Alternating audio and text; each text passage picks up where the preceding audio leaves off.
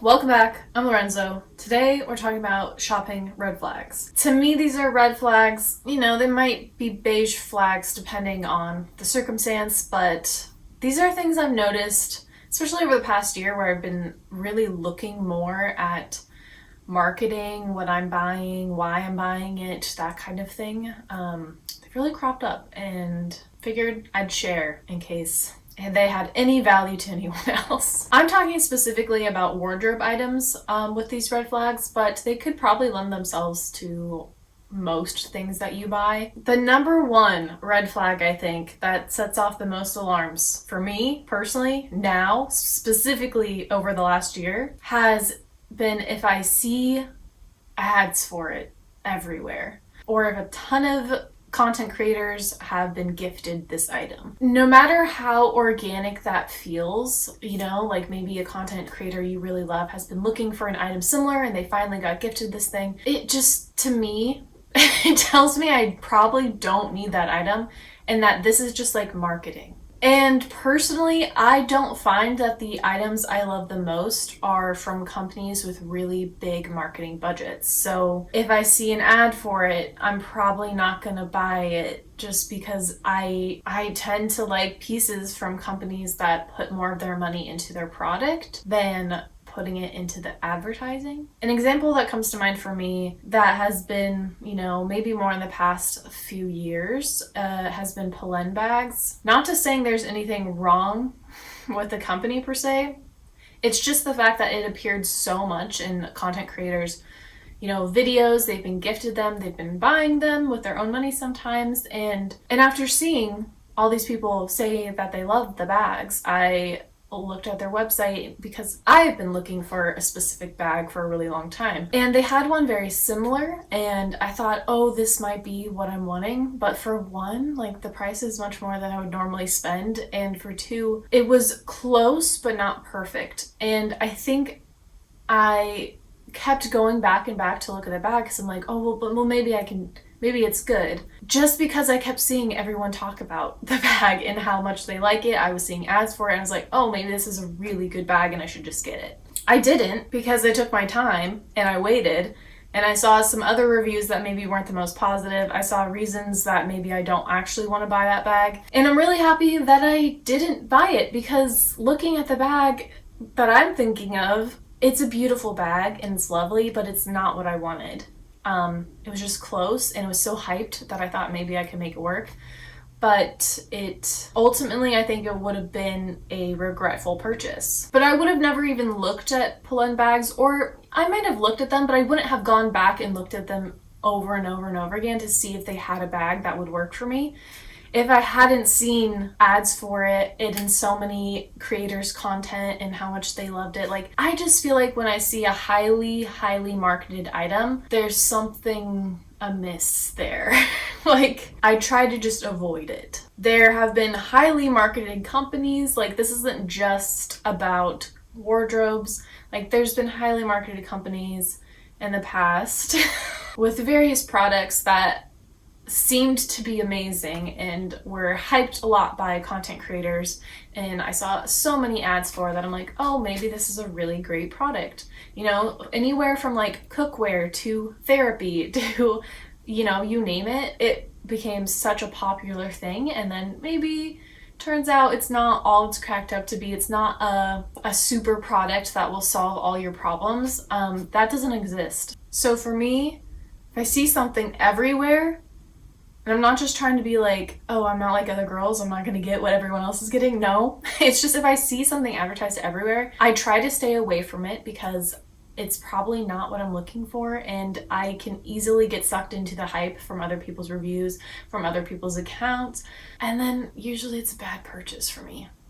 Instead, I should just be doing my own research and looking for quality pieces that I specifically want, that have everything that I want about them in it, instead of just going with what I'm seeing around. Next is pretty simple. If I haven't wanted something for at least 3 months, then to me, that's a shopping red flag. Of course, this depends on the category of what you're looking for, but for me, if I haven't had it on a wish list, or I haven't had it in my mind to be like, yes, that would be something that would really add value to my life, then it's not for me. I can then put it on my wish list, but then I'm gonna have to wait a few months to actually purchase the thing. Because if it's not something that's already been on my mind, then I probably just don't need it. And not to say you can't buy things that you just want, but if I haven't thought about it at all, then I probably don't even want it. There's probably other factors that are making me want it in the moment, which will then lead me to buy something and then regret the purchase. Next red flag is if I'm buying something because of the brand, especially when thrifting, but even when shopping sales, I have to really think about why I'm buying a piece, because I do find when I see a brand that I know I really like, or it's a designer brand perhaps at a really good price, then I am very inclined to buy it because it seems like a great deal, or it seems like something I would really like because I like that brand.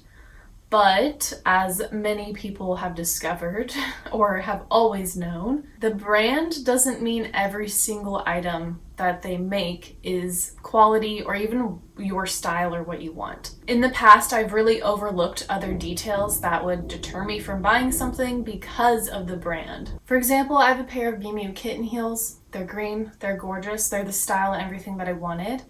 They are not comfortable. I thrifted them. I thought perhaps I could break them in, make them work. If they weren't Miu Miu, I probably would not have bought them or taken the risk to try to get them to work for me. Yes, I love the way they look beyond the brand. That's why I initially picked them up and tried them on. However, I wouldn't have taken the same risks if I wasn't, enraptured by the fact that they could be designer. I still have these shoes. I haven't gotten rid of them, and I don't think they would really even be worth much to resell because they do have damage. But if I were shopping today, I would probably have to pass on them just because I'm not actually going to get wear out of them, regardless of how beautiful I find them.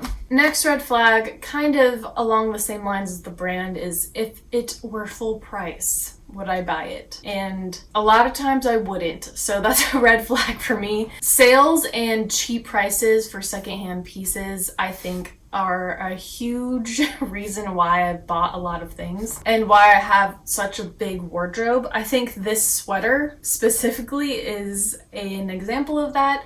Yes, I'm wearing it now. Yes, I still wear it, but would I buy it again today? No. I bought it because it's a cashmere sweater and it was $10. And I was like, hey, that's a great basic to have.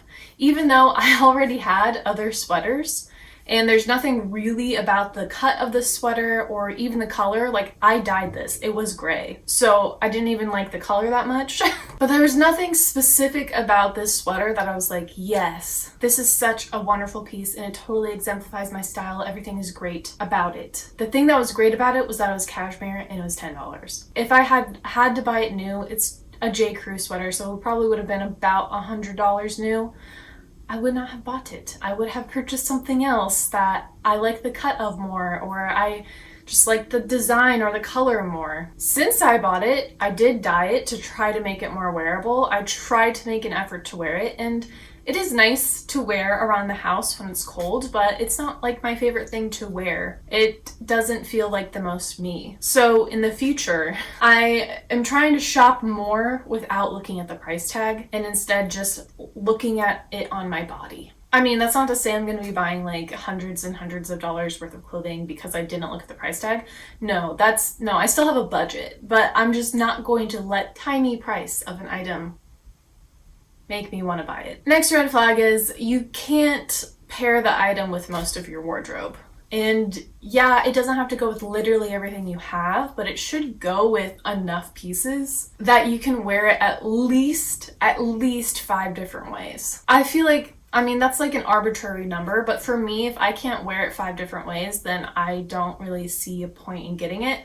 That excludes things that are like occasion wear or for a specific purpose, like athletic wear or a gown for a wedding or something like that. Those I'm a little more lenient on because they're purchased for a specific purpose. But if it's something more like a blazer or, I don't know, a pair of pants that I'm just really enraptured with, if I can't pair it with 5 different outfits, then it's not going to work. The details of a piece that I think make it the most difficult to style and pair with other things are the color and the cut. So I have a pretty established color palette. I will stray a little bit from that color palette if I know that color will go with my main color palette, but I won't go too far beyond that. And I also try to keep with cuts of clothing that I know I already like. That's not to say that I won't try new things, but I like to balance my outfits out. Items that I think are hard to pair with other things in my wardrobe, I guess, are things that are an odd mix of formalities. So something like, I don't know, a shiny silky blazer might be hard for me to pair with other things because that's just not where I put the formality in my outfit. I would be much more interested in wearing something that's like a shiny silky skirt or a dress and then pairing it down with other things in my wardrobe, like a cotton blazer or a wool blazer. I guess outerwear is not something that I would get something in a flashy, bold color. Those I tend to want to be a little more neutral. Or shoes could be another thing that might be hard to pair for me, especially when I'm thinking about sneakers. Oftentimes they have bright colors on them or just like an odd color pairing that is not gonna work with the rest of my wardrobe. I mean, it could be worn, but it's not something that I personally would wear. So what I like to do is when I'm looking at a piece that I want to buy, especially if it's something that I can buy like online, it's not like in the moment, I like to take a picture of that and kind of match it up with other images of my wardrobe. I have pictures of everything that I own because I put the work in and I did it. And it is so helpful when shopping or planning for trips, or it's just very helpful. Highly recommend. But then I can kind of mix outfits together, see if they work. Obviously, something in person might fit or look differently with the items on your body, but at least I can look at color pairings in different outfits ahead of time before I go and buy the piece. That I find super helpful. But if it's in the moment and say I'm at a physical thrift store, I try to make sure that it at least matches what I'm wearing, or I try to grab something off the rack that is similar to an item that I have, say a pair of jeans or a pair of slacks, something like that. So I can kind of see how I would match it with things I already own. Because if it doesn't go with most of your wardrobe, you end up trying to buy other things to fit with that new item, and then you're just buying things to match with something that you didn't already own. It's just like a lot.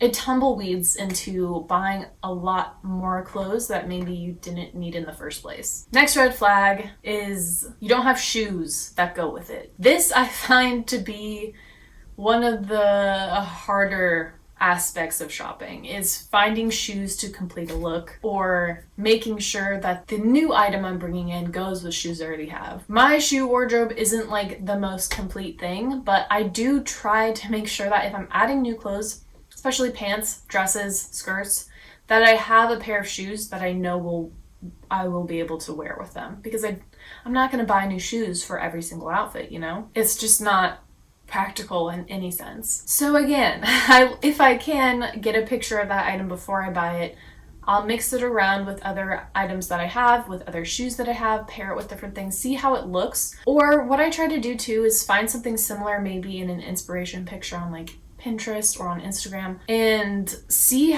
what shoes they're wearing with that piece. Especially if you're trying a new silhouette. Like when I first got a pair of barrel leg jeans, or even when I got my really wide leg jeans, I didn't really think about footwear as much, and it turns out they look best with a heel. And I knew that kind of subconsciously in the back of my mind. And I do have shoes that have a slight heel that they look really nice with, but I don't want to wear heels most of the time. So I have to have a comfortable shoe that they also look good with. And that's something I didn't wholly think about before getting those jeans. And so I'll still wear them with like comfortable tennis shoes, but it doesn't really give the look, I guess, that I was expecting that I was going to give. I kind of have to just lean into a new look. So something to think about. Footwear is generally one of the more expensive things that you're going to buy, so you don't want to have to keep buying shoes for different bottoms or outfits and things like that. Last red flag is it's perfect, except I feel like I say that about a lot of items that I currently own. And yeah, I know I've said it while I'm physically shopping and buying a new item, especially when you find things that are so close to something that's been on your wish list that you're like, it's so close, like I might as well just get it because it's a good price and it's pretty much exactly what I've been looking for, except maybe the sleeves are too short, or maybe it's a bit of a wrong color for me, or like something is a little bit off but everything else matches to what you were wanting. So it's so tempting to buy it because I don't know about you, but I usually have to wait a really long time to find things on my wish list. An example I can think of right away are leather and suede jackets. I've been wanting a leather jacket for years. Leather jackets to me are really hard to find, especially if you're not looking for a more conventional color like black, or if you're not looking for a more conventional style, such as like a motorcycle cropped jacket. I feel like I tend to find those everywhere, or I find like a blazer style everywhere. So I got 2 leather jackets this past fall off eBay, and honestly, 9 out of 10, like really good. Both I've worn a lot. But one of them is an example of it's perfect except, and that is that the sleeves are too short. And I have still worn that suede blazer so many times already since I bought it, and I will continue to wear it for hopefully years. But if I were in person and I saw that blazer at the thrift store and I tried it on, I probably would not have purchased it because of the sleeves. And because I did purchase it, I will have my eye out for a better version of that blazer every time I go shopping. And that's what happens when you don't get exactly what you're looking for the first time. You will get a filler piece that's like, oh, it's pretty much what I wanted. I can make this work. But you will always have your eyes open for that perfect item. So you're essentially buying the item twice when you didn't need to do that. You could have just waited for the perfect piece. I know I've done this so much in the past because I've been on a restricted budget. Still am. And typically I can't find the exact item that I'm wanting because I don't have or don't want to spend that much money to get that item. I'd rather just find something cheaper, which typically isn't the most perfect item. And so it's very much been a take what I can get with wishlist items. And that's resulted in, I think, me constantly searching for replacements for them. And guess what? Those pieces are still on my wish list, even though I technically have it in my wardrobe. So if I were to do it all again, I would save up and I would wait to get the perfect piece. And if the perfect piece didn't exist, then I would wait until it did exist, or I would try to make it or find a tailor to make it for me. Because then I'll just have that item and then I don't have to keep searching for it. I can just wear it for years, ideally for the rest of my life. Okay, I think those are all the red flags that I've noticed personally shopping. So these might not be red flags for you, but they are something to consider when you're buying new things for your wardrobe. If you like this video, please like and subscribe and let me know what your shopping red flags are. Buying new and or used things has become so easy that I think we need more barriers for ourselves to adding things to our wardrobe because, hey, no one needs that much stuff and not all of these are good purchases. Hope you all have a fabulous day and I'll see you next week with another video. Tschüss!